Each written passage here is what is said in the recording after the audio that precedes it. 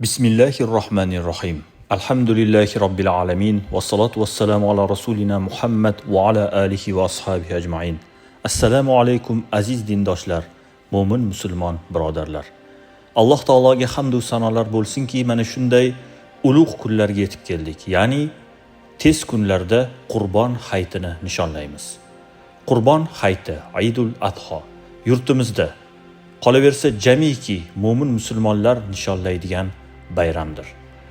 Ushbu bayram milodiy qaysi kunga to'g'ri kelishi haqida rasmiy e'lon bo'ldi. O'zbekistonda muborak Qurbon hayiti 2025-yil 6-iyun kuni nishonlanadi. Bu haqda O'zbekiston musulmonlari idorasi matbuot xizmati xabar berdi. Demak, biz 6-iyun kuni, juma kuni Qurbon hayitini jamiki mo'min musulmonlar nishonlaymiz. Ushbu ulug' bayramga, musulmonlarning eng sevimli bayramiga Alloh taolo yetkazganiga hamd va sanolar aytamiz.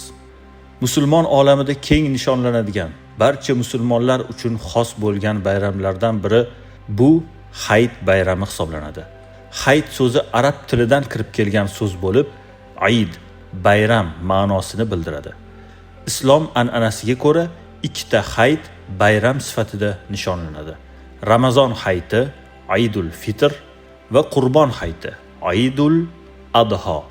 Musulmon olamida hayit kunlari oq taqvimi asosida belgilanadi. Qurbon hayiti Zulhijja oyining 10-kuniga to'g'ri keladi.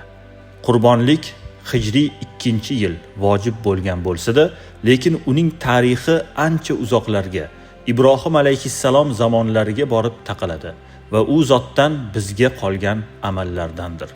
Bu haqda Rasululloh sallallohu alayhi va sallam qurbonlik qilinglar, albatta u otamiz Ibrohim alayhissalomning sunnatlaridir deganlar. Imom Abu Dovud rivoyati. Ibrohim alayhissalomga tushlarida siz o'z farzandingizni jonini bizga fido qiling degan amr bo'ldi. Ibrohim alayhissalom bu hukmni farzandlari, o'g'illari Ismoil alayhissalomga bayon qildilar. Ismoil alayhissalom esa: "Ey otajon, sizga tushingizda Parvardigor tomonidan buyurilgan ishni qiling. Inshaalloh meni sabr qiluvchilardan topursiz" dedilar. Ibrohim alayhissalom o'g'li Ismoil alayhissalomni peshonalarini bir narsa ustiga qo'yib zabh qilishni boshlab, kuch bilan pichoqni tortgan edilar. Pichoq kesmadi. Chunki Ibrohim alayhissalomga so'ying deb, pichoqqa esa so'ymagin deb hukm bo'lgan edi. Ibrohim alayhissalom g'azablanib pichoqqa: "Senga nima bo'ldi? Nima uchun kesmayapsan?" dedilar. Pichoq: "Ey Ibrohim, siz o'z ishingizni qiling, men o'z ishimni qilaman. Chunki sizga boshqa hukm, menga boshqa hukm buyurilgan" dedi. Darhaqiqat, pichoqqa o'tmas bo'l deb hukm bo'lgan edi, u o'tmas bo'lgandi. Ibrohim alayhissalomga esa so'ying deb hukm bo'lgan edi, ular so'yishga kirishdilar. Shu paytda g'aybdan ovoz keldi: "Ey Ibrohim, darhaqiqat sen ko'rgan tushingni rost bajo qilding." Alloh taolo uning bu amaliga nihoyatda ulkan amal deb baho berdi. Chunki Ibrohim alayhissalom o'z taraflaridan qilinishi kerak bo'lgan ishni mukammal ado etgan edilar. Ular o'g'illarini so'yishga yotqizib, uning bo'yniga pichoq tortayotgan vaqtlarida pichoqqa so'yma deb amr bo'lganini bilmagan va pichoq ham o'z ishini qilmasligidan bexabar edilar. Balki pichoqni tortaman va shu bilan qurbonlik ishi tamom bo'ladi deb o'ylagan edilar. Bu qissa haqida Alloh taolo shunday bayon qiladi: "Albatta biz chiroyli amal qiluvchilarni mana shunday mukofotlarmiz." Albatta bu, ya'ni Ibrohimning o'z o'g'lini qurbon qilishga buyurilishi ochiq ravshan imtihondir xolos. Biz Ismoilning o'rniga Ibrohimga katta bir qo'chqor so'yishni qurbonlik evaz qilib berdik. Ya'ni katta bir qo'chqorni jannatdan tushirdik. Payg'ambar alayhissalom sahoba-i ikromlarga islom ta'limotlaridan tushuntirish olib boruvchi suhbatlardan birida Qurbon bayrami haqida, uning musulmon ummati hayotida tutgan o'rni haqida so'z yuritib, quyidagilarni aytdilar. Qurbonlik kunini Eid qilishga amr qilindi. Uni Alloh bu ummat uchun qilgandir dedilar. Bir kishi: "Aytingchi, men urg'ochi manihadan o'zga narsa topmasam, uni qurbonlik qilamanmi?" dedi. U zot: "Yo'q, lekin sochingni va tirnoqlaringni olasan, mo'ylabingni qisqartirasan, qovug'ingni tozalaysan. Ana o'shalar Allohning nazdida sening qurbonligingning tugal bo'lganidir dedilar. Abu Dovud va Nasai rivoyat qilgan. Demak azizlar, biz ushbu bayramni munosib kutib olishimiz kerak. Chunki bu musulmonlarning eng ulug', buyuk bir tarixga ega bo'lgan bayramidir. Qurbonlik kimlarga vojib? Nima maqsadda, qachongacha va qanday hayvonlar qurbonlik qilinadi?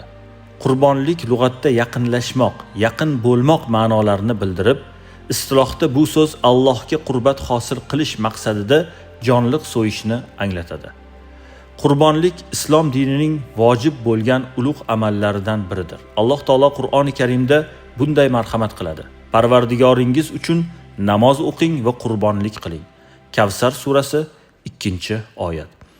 Sevikli payg'ambarimiz sollallohu alayhi va sallam Qurbon hayiti kuni erta bilan o'zlari qurbonlik qilardilar va boshqalarni ham qurbonlik qilishga targ'ib etardilar.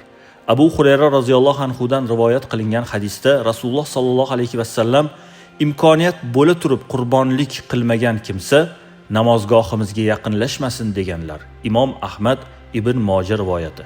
Boshqa bir hadisda esa har kim qurbonlik qilishga qodir bo'lsa-yu qurbonlik qilmasa, vafotidan keyin majusiylar yoki nasroniylar qatorida tiriladi dedilar. Qurbonlik qilishdan maqsad nima?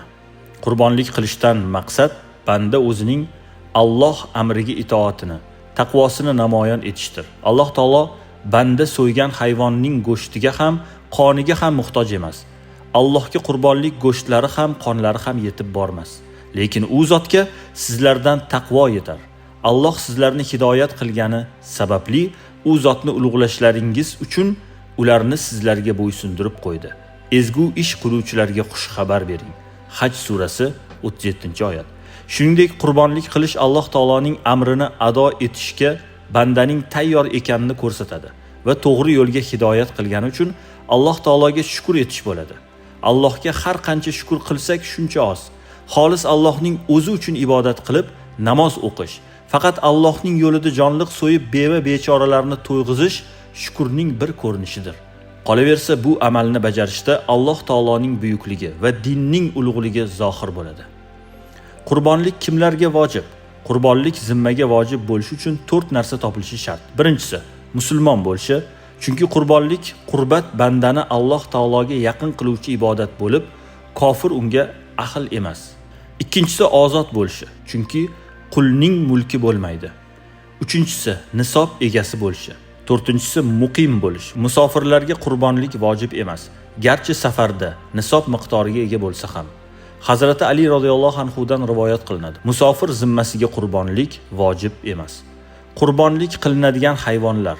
Qurbonlik quyidagi hayvonlardan birini so'yish bilan ado topadi. Qo'y deyilganda echki ham tushuniladi. Qoramol va tuyadir.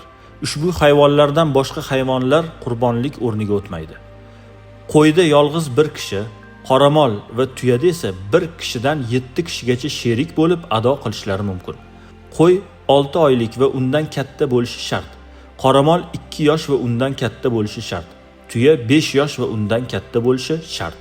Shu bilan birga qurbonlikka so'yiladigan hayvon semiz, yo'g'on va yoshi katta bo'lishi afzal sanaladi. Qurbonlikka yaramaydigan aybi yoki nuqsoni bor hayvonlarni so'yishdan ehtiyot bo'lish lozim. Baro ibn Ozib radhiyallohu anhu dan rivoyat qilinadi. Rasululloh sallallohu alayhi va sallam bizning ichimizda turib 4 nafar hayvon qurbonlikka yaramaydi. Ko'zi ko'rligi bilinib turgan aybli hayvon, kasali zohir kasal hayvon, cho'loqligi zohir cho'loq va o'rnidan tura olmaydigan o'ta ozg'in hayvon dedilar. Imom Termiziy rivoyati. Qurbonlik qilinadigan hayvon aybdan xoli bo'lishi lozim. Qurbonlik qilinadigan hayvonning qulog'i yoki dumi yoki ko'zining bir qismidan ko'prog'i yo'q bo'lsa qurbonlikka so'yish joiz emas. Kasal, cho'loq, ozg'in hayvonlar so'yadigan joyga o'z oyog'i bilan yurib bora olmasa, qurbonlikka so'yish joiz emas. O'z-o'zidan savol tug'iladi. Qurbonlik qilish vaqti qachon? Qurbonlik hayit namozi o'qib bo'lingandan keyin boshlanadi. Hayitning 3-kuni quyosh botishi bilan tugaydi. Qurbonlikning qiymatini sadaqa qilish mumkinmi? Qurbonlik talab etilgan jonliqlardan birini so'yish orqali ado etiladi. jonliqni so'ymay, jonliqni yoki uning miqdoriga teng mablag'ni berish qurbonlik hisoblanmaydi, balki sadaqa hisoblanadi. Alovuddin Kosoniy rahmatullohi alayh bunday deydi: bir kishi qurbonlik kunlarida qo'yning o'zini yoki qiymatini sadaqa qilsa, qurbonlik o'rniga o'tmaydi, chunki qurbonlikning vojibligi qon oqqizishga bog'liqdir. Qurbonlik odoblari. Qurbonlik qilish vojib bo'lgan kishi quyidagi odoblarga rioya qilishi lozim. Avvalo, qurbonlik qiluvchi shaxs niyati to'g'ri, amalini xolis Alloh taolo uchun qilgan bo'lishi lozimdir. Boshqalar ko'rsin yoki eshitsin degan niyatdan yiroq bo'ladi. Ikkinchi odob: qurbonlik qiluvchi soch, soqoliga va badaniga hech narsa tekkizmasligi. Qurbonlik qilishni iroda qilgan kishi Zulhijja oyining 1-kunidan boshlab to hayit kuni qurbonlikni bajargunga qadar soch soqolini olmaydi va badanning boshqa joylariga ham tig' tekkizmasligi mustahabdir. Ummu Salama radhiyallohu anhodan rivoyat qilinadi. Nabiy sallallohu alayhi vasallam: qachon sizlardan birontangiz qurbonlik qilishni iroda qilsa, sochiga va terisiga hech narsa tekkizmasin dedilar. Imom Muslim rivoyati. Uchinchi odob: qurbonlik qilishda ayb va nuqsoni bor hayvonni qurbonlik qilishdan saqlanish. To'rtinchi odob: qurbonlikni o'z qo'li bilan qilish. Qurbonlik qiluvchi o'z qo'li bilan so'yishi mustahabdir. Ammo o'zi so'yishni bilmasa yoki boshqa sabablarga ko'ra o'zi so'ymasdan boshqaga so'ydirishning zarari yo'q. 5-odob: qurbonlikning vaqtini rioya qilish. 6-odob: so'yish odoblariga rioya qilish.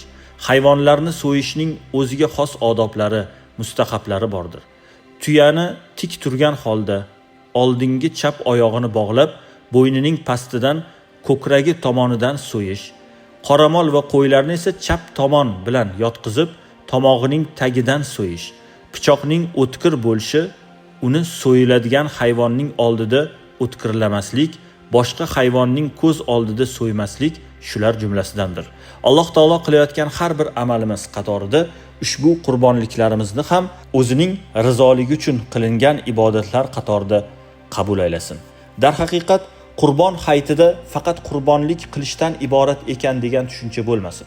Qurbon hayitida inson ma'naviy tomondan ham savob amallar qilishga shoshilishi kerak. Aynan mana shu bayram kunlari biz avvalo yaqinlarimizni yo'qlaylik, ota-onamizni xursand qilaylik, qarindosh urug'larimizning uyiga borib sila rahim aloqalarini tiklaylik, bemorlarimizdan xabar olaylik, yaxshiliklar qilaylik, insonlarga yordamlar beraylik, qo'limizdan kelgancha beva bechoralarga, muhtojlarga ehsonlar qilaylik. Mana shunday ulug' kunlarda qilinadigan savoblar ham albatta ulug' bo'ladi inshaalloh. Biz qo'limizdan kelgancha mana shu ulug' bayramni savob amallarga to'ldirgan holatda, ajr mukofotlarga to'ldirgan holatda o'tkazadigan bo'lsak, albatta maqsad hosil bo'lgan bo'ladi. Alloh taolo barchalarimizni yaqinlashib kelayotgan ulug' Aydul Adho, Qurbon hayiti bayramini xayrli qilsin. Barchangizga Qurbon hayiti bayrami muborak bo'lsin. Va sallallohu ta'ala ala xayri xalqihi Muhammad va ala alihi va ashabihi ajma'in bi rahmatika ya arhamar rohimin.